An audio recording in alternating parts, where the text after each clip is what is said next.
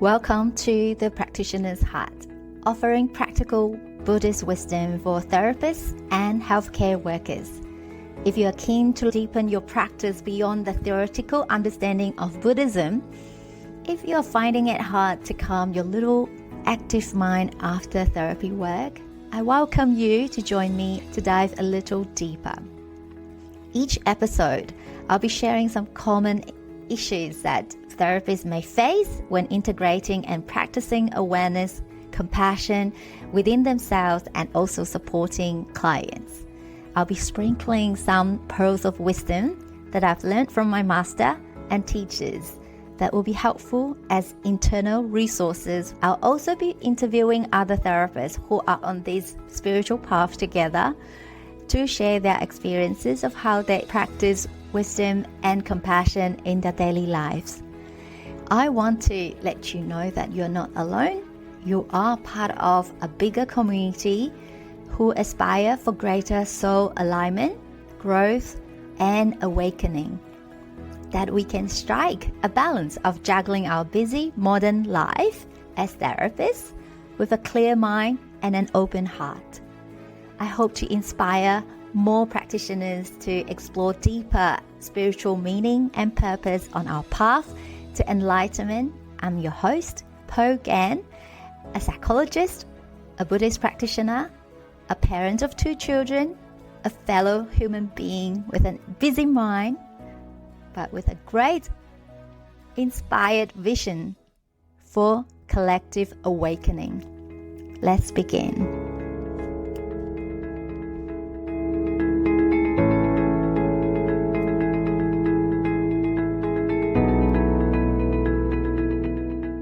Hey, before we begin today's episode, I want to offer a gentle disclaimer. This episode includes sensitive information about death and dying, trauma, grief, loss, and personal experience. I'm sharing more from the perspective of scars rather than an open wound. So, for your therapist's self, no rescue is needed. And if you are feeling particularly fragile today, you may choose to listen on another day or pause whenever you need to. Please listen with care and reach out to someone safe if this brings up strong feelings for you. This episode is a personal reflection on dealing with grief and loss as a therapist. It is especially dedicated to therapists who are carrying their own grief while continuing to sit with the pain and trauma of others, which I have recently on the Facebook group or through colleagues, recognizing that this is a common experience for a lot of the therapists, but there's not a lot of space and medium to talk about this. So this is not a clinical teaching episode per se, but it is more of a reflective human-to-human conversation about what happens when therapists grieve and how Buddhist perspective, Buddhist practice, supervision, and community can help to slowly metabolize or process the loss. I wanted to start by talking about what is your relationship with death and dying, and what stories, beliefs, and fears do you carry about death since the time when you were a kid until now. I think death is a taboo topic for many people across many cultures, and I understand that it is a little bit uncomfortable talking about this, but I wanted to lean a little gently towards this topic and open up a little space for us to talk about this. So I have 3 parts that I wanted to cover today. And the first one is this notion that we are humans and we grieve as well as therapists. And then the second part, it is about how Buddhist practice and rituals help me to process some of my grief. And then the third part, it is what all of this means for us as therapists. As therapists, we often sit with other people's pain. We sit with trauma, anxiety, relationship ruptures in families, illnesses, bereavement, existential distress, and all the different things that human beings carry. We may understand grief theoretically. We understand that we all go through different stages of grief, and we may be able to sit with other people's grief and loss, and we train to be regulated and present and reflective, holding other people's pain. And a lot of us, we work with the pointy end of dealing with people who have loved ones just committed suicide or died because of illness. We can support our clients going through all of that.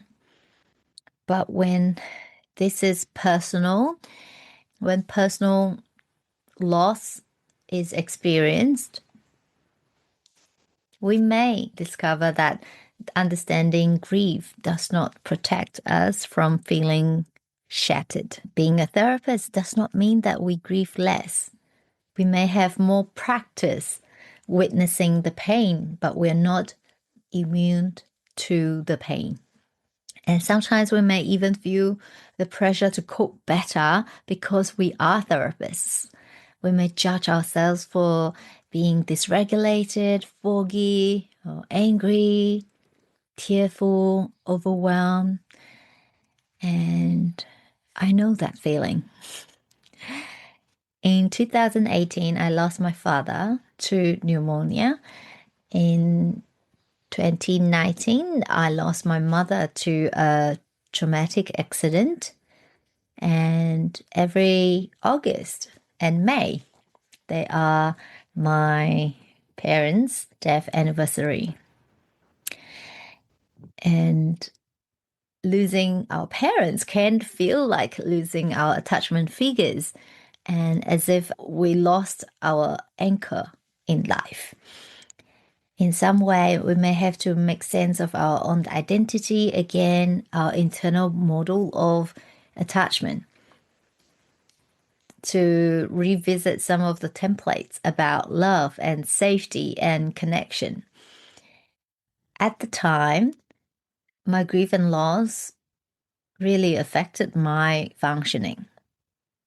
I was parenting young children and working part-time in private practice. Those were very challenging years, complicated by grief. Looking back, I have so much love and compassion for my past self who had to go through all of that. It was difficult then to deal with the reduced concentration, the flooding of the emotions, the tears and the fatigue. And I remember thinking like, how can I sit with other people's pain when I'm dealing with my own?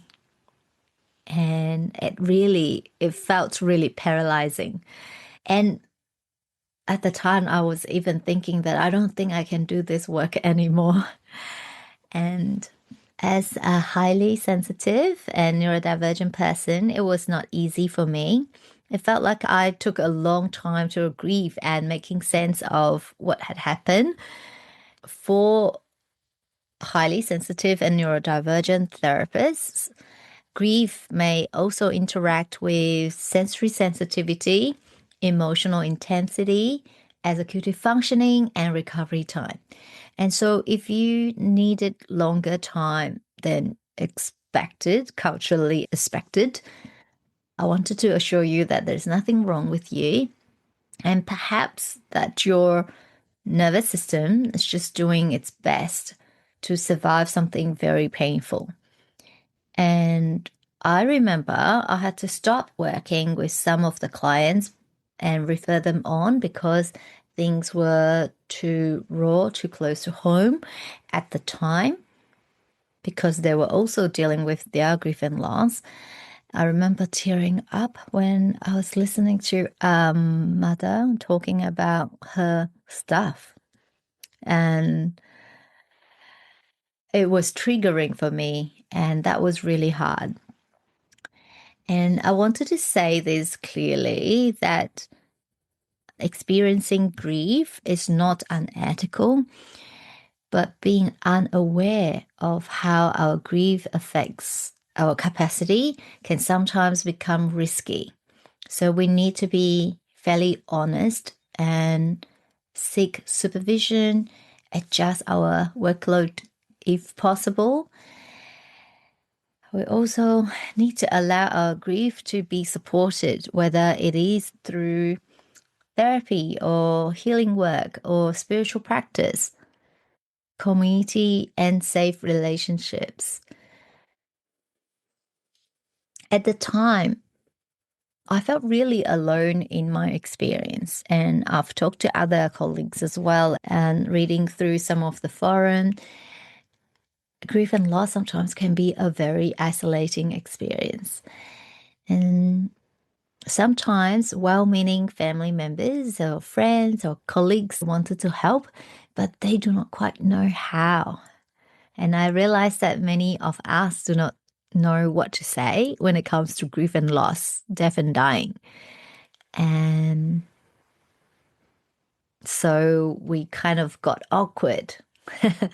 And or maybe that I did not want to burden other people. So in some ways, that grief and loss process can become very isolating. So if that is happening to you right now, I want you to know that it is normal to feel all the feelings, and it takes time. Perhaps grief does not disappear completely. Perhaps we just kind of grow larger around it. So when it shows up, it does not hurt as much as before. Over time, grief brought more tenderness and more humility and more embodied understanding of what it means to grieve for a loved one. At that time, it was destabilizing, but through this process, I feel like it has deepened this presence that I have for my clinical work. It also gave me a more nuanced understanding of life, existence, pain, and suffering. But this did not happen very quickly. And it is very much a journey. And in the last few years, I feel more on the other side of the grief and loss, not completely done with grief, but more that I am able to hold it with tenderness and openness. So, which brings me to the second part, where I wanted to share with you how I make sense of this through both Buddhist lens and also a trauma-informed lens. I think the reason why I was inspired to have this episode is that because this week, every August, there will be a week in the 7th lunar month that I joined my Buddhist community for a whole week of evening chanting practice. We chant the Sutra of Dìzàng, or Kṣitigarbha Bodhisattva's original vows. and dedicate the blessings of this Dharma practice to our parents, families, loved ones, ancestors, and all sentient beings. It is believed that by chanting the sutra, understanding the sutra, and practicing what is being taught in the sutra, the immense blessings can benefit not only people who are alive, but also the deceased. I'm sharing this not to suggest that you should share these beliefs as well, but more to share from the place that how some of these rituals, Dharma practice, meaning making and community, and this continuing bonds between me and my deceased parents helped my grief to become more bearable.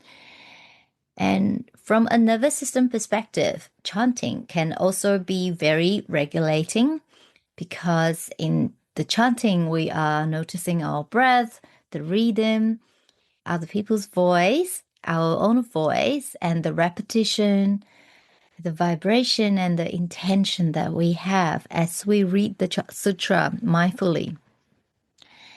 When we chant in a group, there is also this sense of co-regulation, this sense of not carrying the grief alone. There is something very powerful about being surrounded by others who are also remembering, chanting, bowing, grieving different people. You will realize that we all have these lights that we dedicate blessings to. There is a recipient to that lamp lighting. And some of them are deceased loved ones, and some of them are people who are still alive. But it is about dedicating that merits and practicing compassion towards the person that we care. It gave that grief and that love somewhere to go. And in Mahayana Buddhism, Dìzàng Bodhisattva is known for his great vow to guide sentient beings who are in pain, suffering, people with heavy karmic hindrances, especially those who are in the darkest realm, in the hell realm. His famous vow is often expressed as, until the hells are empty, I will not become a Buddha. And I find this deeply moving.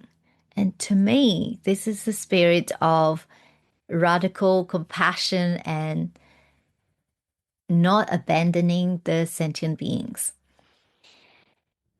Dìzàng Bodhisattvas does not only stay in places that are bright and peaceful, and he doesn't care about his own comfort. He is willing to go to the darkest place to guide sentient beings out of suffering.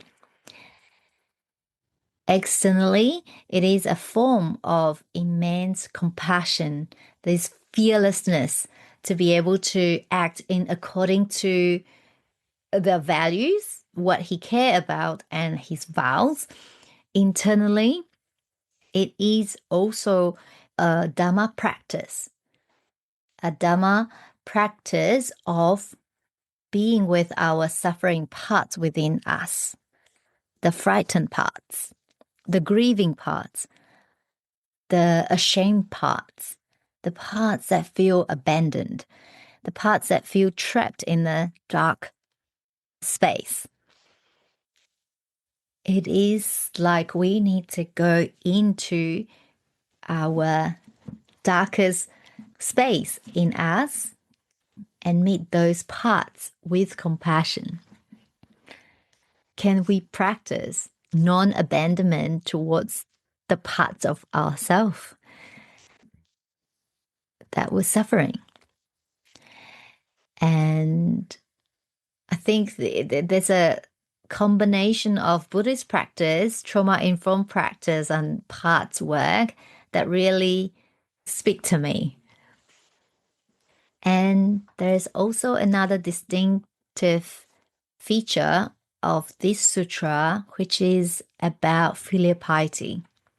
The love, the gratitude, and the connection towards our parents and ancestors. In the sutra, there is a discourse about one of Kṣitigarbha Bodhisattva's past lives as Bodhisattva practitioner.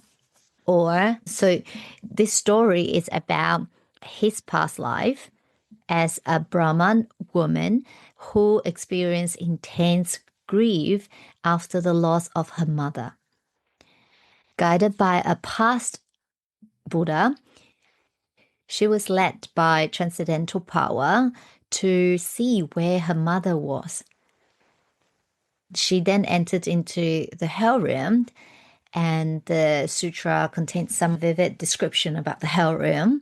And the hell god then told the Brahman woman that her mother was supposed to be there due to the past karmic actions. However, the merits and blessings that the daughter had dedicated to her mother have helped to exhaust her mother's karmic hindrances and allow her to be released from the hell realm. And after journeying through the hell realm and recognizing the pain and suffering there, the Brahman woman also recognized that all sentient beings continue to transmigrate endlessly among the 6 realms if they are not awakened. And from this recognition, she made a great compassionate vow to guide and liberate all beings. And carrying out her vows lifetime after lifetime, that she vowed to guide all sentient beings. When all sentient beings are liberated, then only she will attain Buddhahood. These bodhisattva vows are said to carry significant merits. This is a story about a grieving daughter whose love for her deceased mother becomes a path of practice. And what really moves me is that her grief does not close her heart. It opens into compassion and bodhisattva vows and actions. It is very human when the sutra recognizes that when someone we love died, that we will feel this sorrow, this helplessness, this longing, and this deep wish to continue caring for them. And so the Brahman woman was thinking a lot about where her deceased mother would be, and hence that intense wish to know where she was. I think it's a really nice illustration in the sutra that there is this deep form of love towards our parents that transform into grief. It's like that 2 sides of the same coin.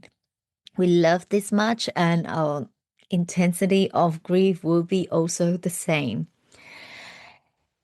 And grief is when love has nowhere to go, right?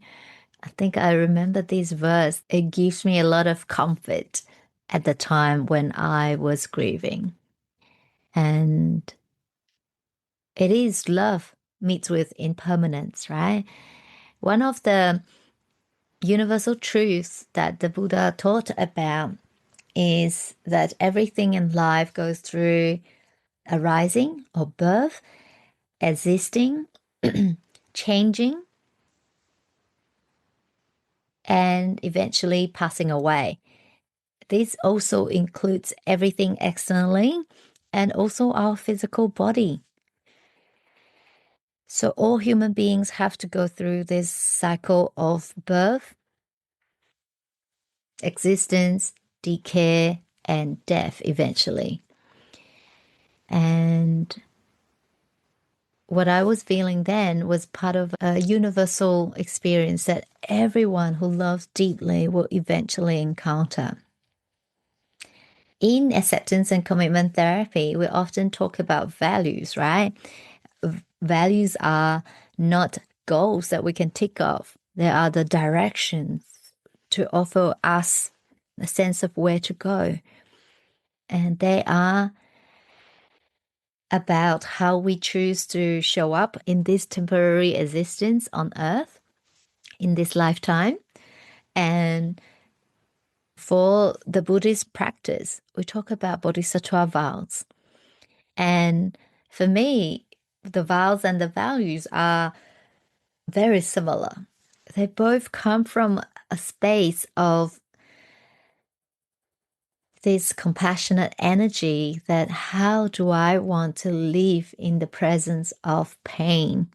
What do I want to stand for? And what kind of person do I want to become through this suffering? How can I transform this grief into compassion and committed action? So, yeah, in the chanting ceremony, in the chanting prayers, it is important that we contemplate the meaning of the sutra. At the same time, my nervous system was being held by the breath, the rhythm, the vibration of the chants, and together with the other people, and the remembrance of my deceased parents and ancestors. Wherever they are in the six realms, may they receive brightness and merits. And it felt like sending love and light their way. And so this ritual of chanting, it's like an extension of love and bonding towards my loved one, wherever they are. It is a form of gratitude, filial piety, and love expressed in a different form. And I wanted to share some reflection, quite honestly. This is very much my personal experience because of my complicated grief. In the first few years of attending the chanting ceremony after the passing of my parents, I cried a lot. I was a big mess. And possibly because I had chanted a lot during the funeral and the grieving period, I realized that the chanting had become associated with unprocessed traumatic memory. The sound of the mantras were soothing for me, but they were at the same time kind of like encapsulate the traumatic memory. When I realized that, I did some additional healing work to process some of the raw emotions, the body sensations, the mental images, and the sounds connected to the chanting. And I think also talking to my Dharma masters over time, I became more stabilized. And then from then on, I was able to process the grief more cognitively and spiritually. And I feel like it is important to mention this because I don't want you to think that like, oh, it is all very linear process. And it is not. It was fairly messy, but that is just an honest experience where we all have to go through, no matter what version it is.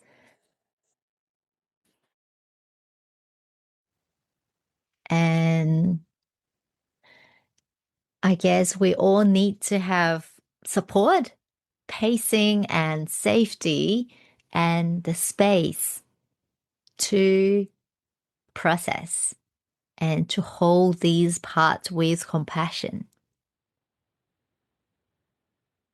So, following that stabilization of the nervous system, I was able to then process the grief and allowing for greater perspectives. It was no longer just a theoretical understanding of impermanence and for existence, but more of a embodied understanding of these teachings and perhaps also having this recognition that emotional entanglement I have towards my loved ones.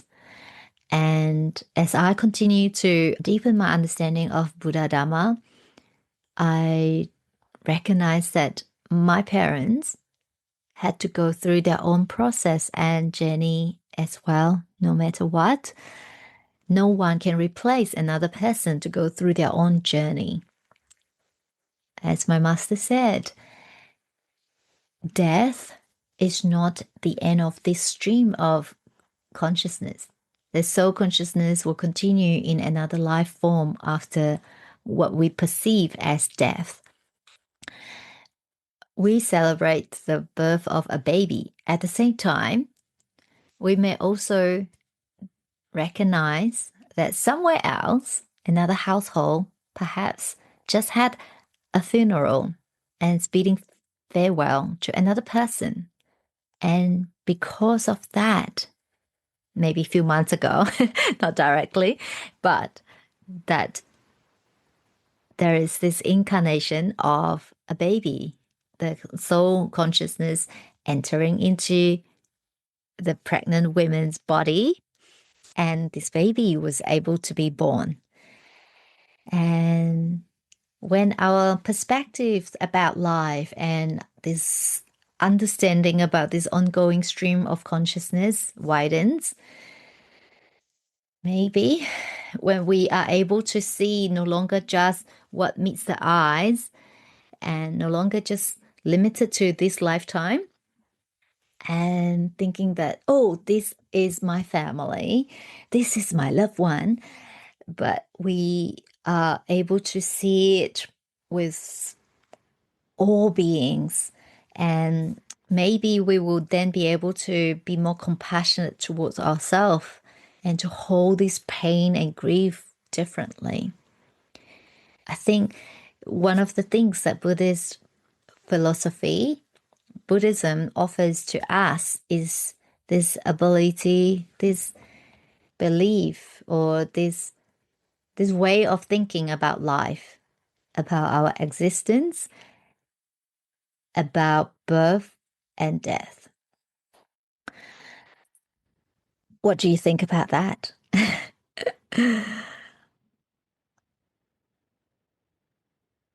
I guess what it all means for us as therapists is that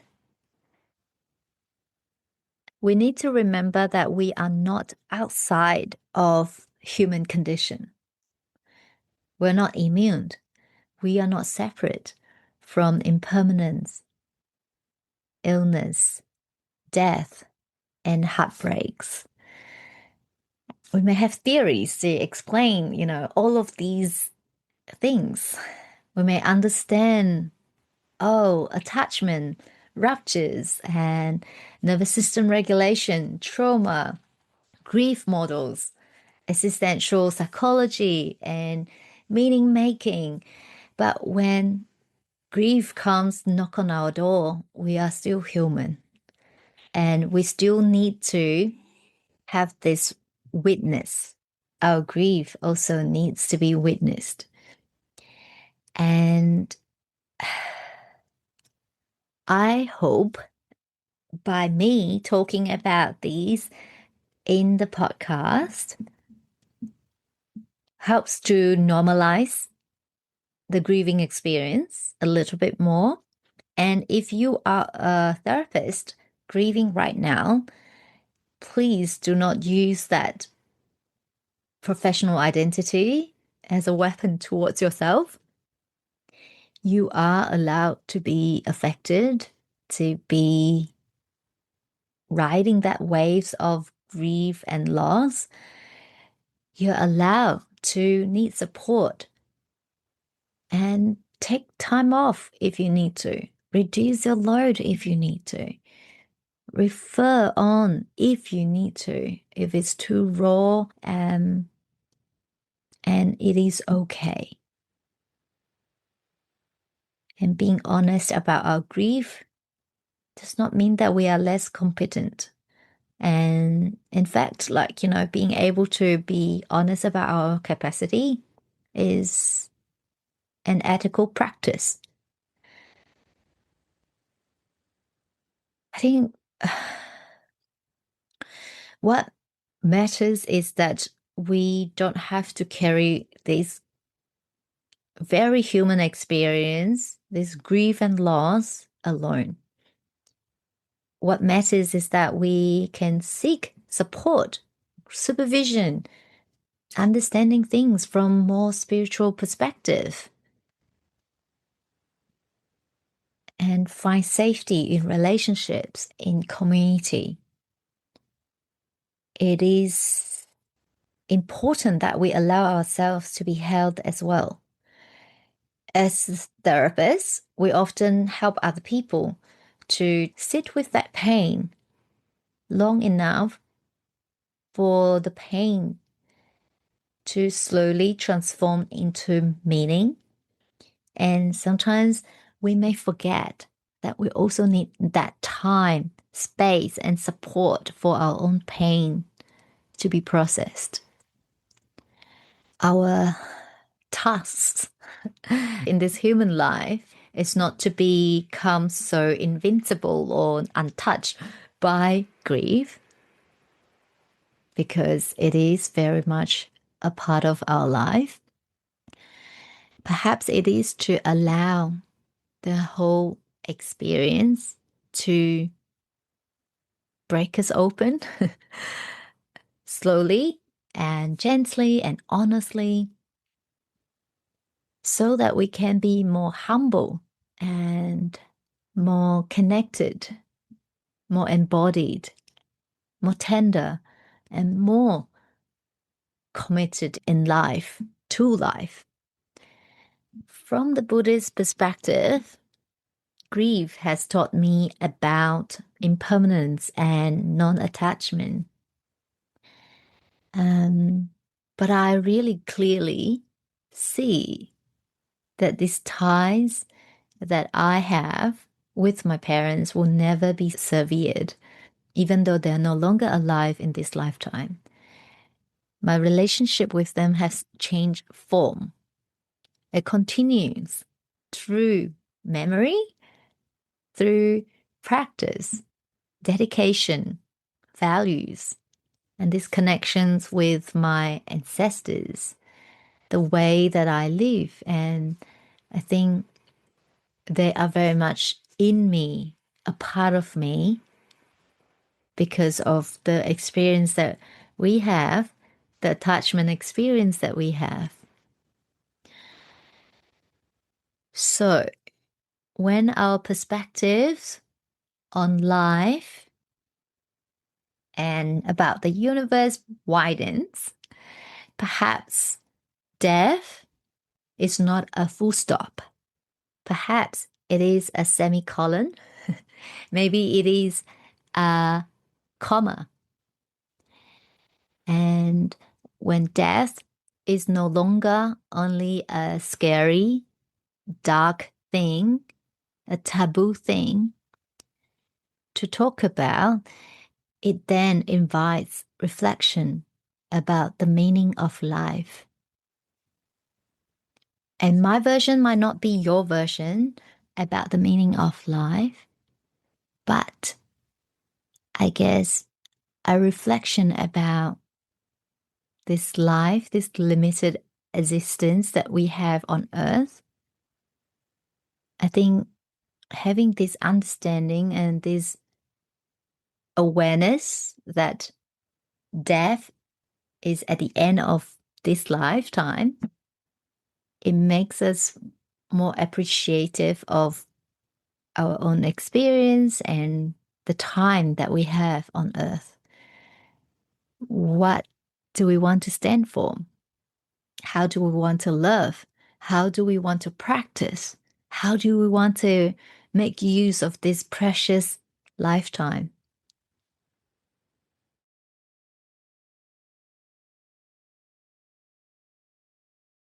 I hope that this episode brings you some comfort in knowing that you are not alone. It is okay to take time in your grief process, and may you find space to process that raw feelings, the complicated feelings, and when the time is right, to allow the pain to be transformed into a greater commitment to life and your values. May love and compassion bring us back home.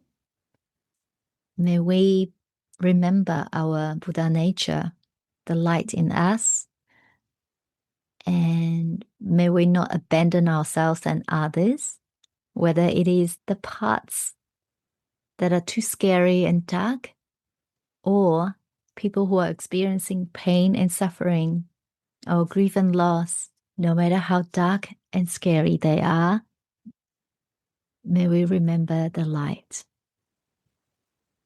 I hope you enjoyed today's reflection.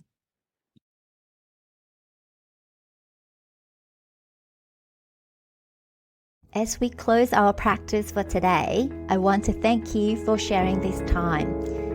If this episode resonated with you, the most meaningful way to support the podcast is to share it. Share it with a colleague or leave a review on Apple Podcasts or Spotify. It helps our community to reach other people who need it. Until next time, keep your heart open, keep your mind clear and steady.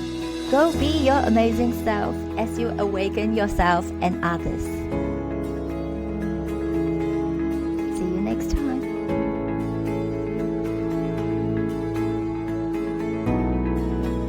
Just a gentle reminder that our conversation today is for inspiration and education only. It is not a substitute for therapy or clinical supervision, and our time together doesn't constitute a therapeutic relationship.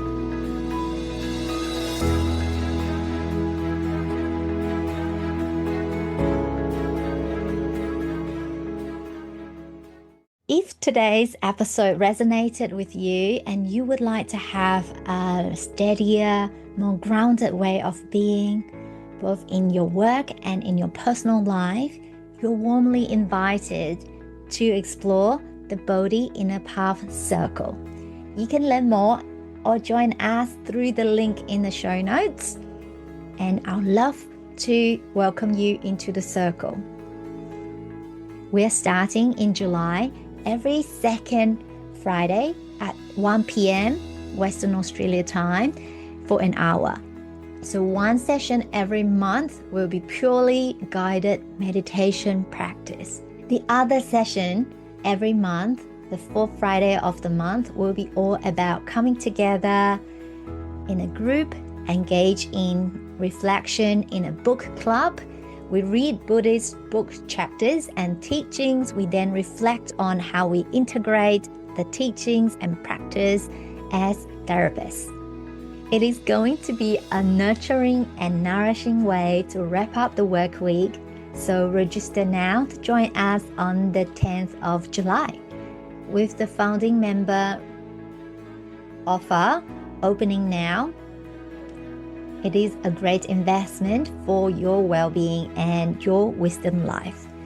And I pledge to donate $10 out of every membership every month through Support the Building Fund to build a meditation hall in WA.